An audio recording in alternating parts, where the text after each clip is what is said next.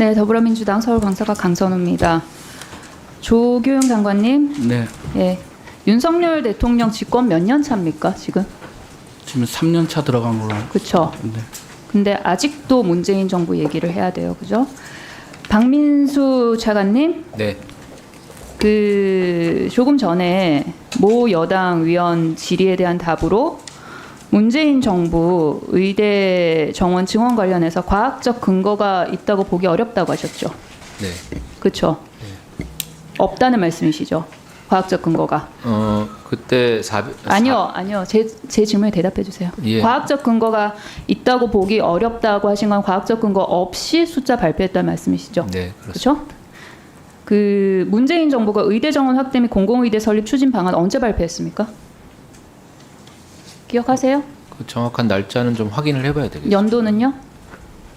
2020년으로 알고 예. 있습니다. 2020년에 박민수 차관 어디서 근무하셨죠? 제가 기조실 근무했던 걸로 기억합니다. 어디 기조실이요? 보건복지부 기조실. 그죠? 예. 2018년 2월부터 2020년 9월까지 정책기획관이었고요. 네. 그죠? 2020년 11월에 기조실장이었어요.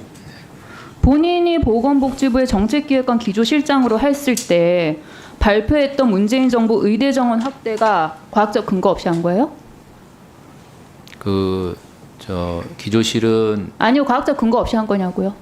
예, 그러니까 과학적 근거라는 거는 아니요, 과학적 근거 없이 한 거냐고 여쭙잖아요. 예, 과학적 근거는 그때 명확하게 없었습니다. 예. 자, 그 당시 배포된 보도 자료 굉장히 간단한 거예요. 간단한 것만 봐도 의대 정원 확대 추진 방안에서부터 여기에는 지역의사제, 정원 배정에 대한 대학 심사 방안, 향후 계획 등등 다 포함이 되어 있습니다. 그 다음에 공공의대 설립 추진 방안, 의과대학 입학 정원 현황, 국내 의사 규모 및 활동 현황에 베이스해서 의사 인력 필요 규모 추계한 것도 있어요. 그 다음에 의과대학 설립 경과 및 정원 현황, 의사 인력 현황, 지역 의료 체계 개선 방안 등등. 그죠? 그러면 이거는 과학적 근거가 아니네요, 그죠? 제가 말씀드린 거는 아니요. 과학적 근거 없이 발표했다고 말씀하셨고 네. 저는 당시 발표했던 보도자료 안에 있는 내용 말씀드린 거고 네. 그러면은 A랑 B랑 C랑 연결시키면은 이거는 과학적 근거가 아니라는 말씀이시잖아요. 추계라는 거는 그리고 아까 얼만큼 그 부족한가. 오전에 네. 남인순 의원께서 그 증원 관련 절차적 문제 질의하셨을 때 뭐라고 답하셨냐면 의료계에서 매우 민감하게 생각하던 과제였기 때문에 정부가 생각하는 적정 증원 규모를 미리 상의할 수 없었던 사정이 있었다고 하셨어요. 네. 조기영 장관님, 네. 박민수 차관이 아까 장관님 출석 안 하셨을 때 이렇게 답변을 했는데요. 네. 전 되게 이해가 안 가요. 우리가 상식적으로 이해관계가 굉장히 첨예하게 대립하고 네. 민감한 문제일수록 의사결정 과정을 투명하게 해야 되는 거 아닙니까? 네, 맞습니다. 민감하게 반응할 거여가지고 얘기 안 했다는 게 이게 무슨 소리입니까? 그렇게 한 겁니까, 조기영 장관님? 취지 차관 말씀 그렇게 하신 거예요? 차관 말씀을 제가 직접 듣지 못했는데 제가 방금 뭐라고 했는지 말씀드렸잖아요. 네. 2,000명이 이렇게 하면 안 되죠. 그렇죠? 민감하니까 여론이 어디로 튈지 몰라서 숨겼다는 얘기 아니에요. 근데 저희가 그리고 그 박민수 차관님, 네. 그 3, 4주 비상진료기간 3, 4주 가정한 거 관련해서 조금 전에 뭐라고 발언하셨었죠? 최악의 상황을 다 가정했다고 하셨죠. 최악의 사정도 대비해서 준비를 했다고 했습니다. 최악의 사정도 다 대비했는데 건정심 회의록에는 비상진료기간 3주 가정하고 총 474억 원 소요 추정.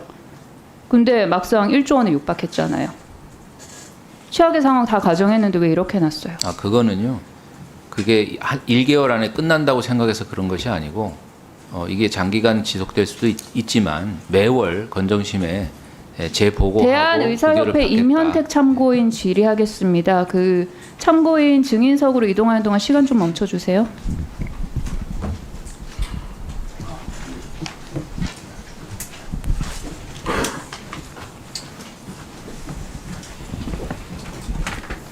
네. 잘 안 보여서 이동해달라고 말씀드렸던 겁니다. 임현택 참고인, 네. 저 기억하세요? 네. 제가 21대 국회에서 대변인으로 활동할 때 저한테 미친 여자라 그러셨죠? 답변하세요. 네. 왜 미친 여자라 그랬어요?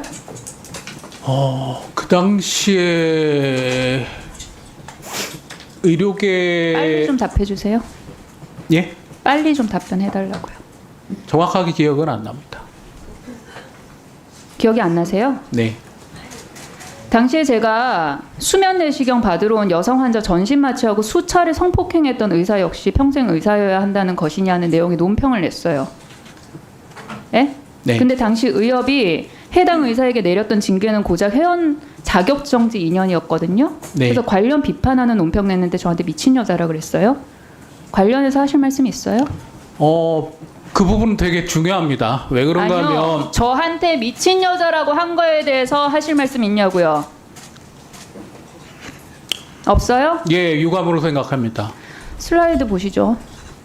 근데 제가 오늘 청문회 준비하면서 찾아보니까 저는 약과더라고요. 창원지법 판사에게 이 여자 제정신입니까? 했다가 고발당하셨고요. 조규영 장관에게 조규영 말을 믿느니 김일성 말을 믿겠다 하셨고요. 더불어민주당 김윤 의원, 국민의힘 안상훈 의원, 또 박민수 차관은 십상시라고 하셨어요. 집단휴진에 동참하지 않은 아동병원협회항에서 멀쩡한 애 입원시키는 사람들이라고 하셨어요. 그죠?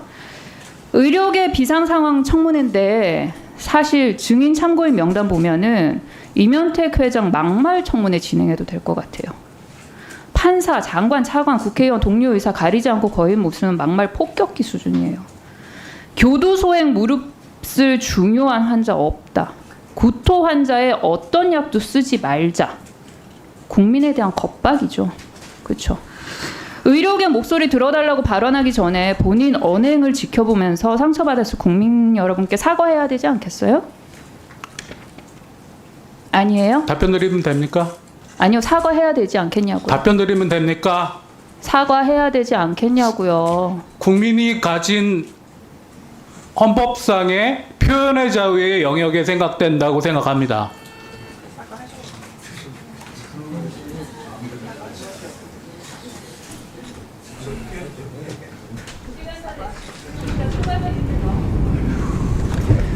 예, 참고인 자리에 해주십시오.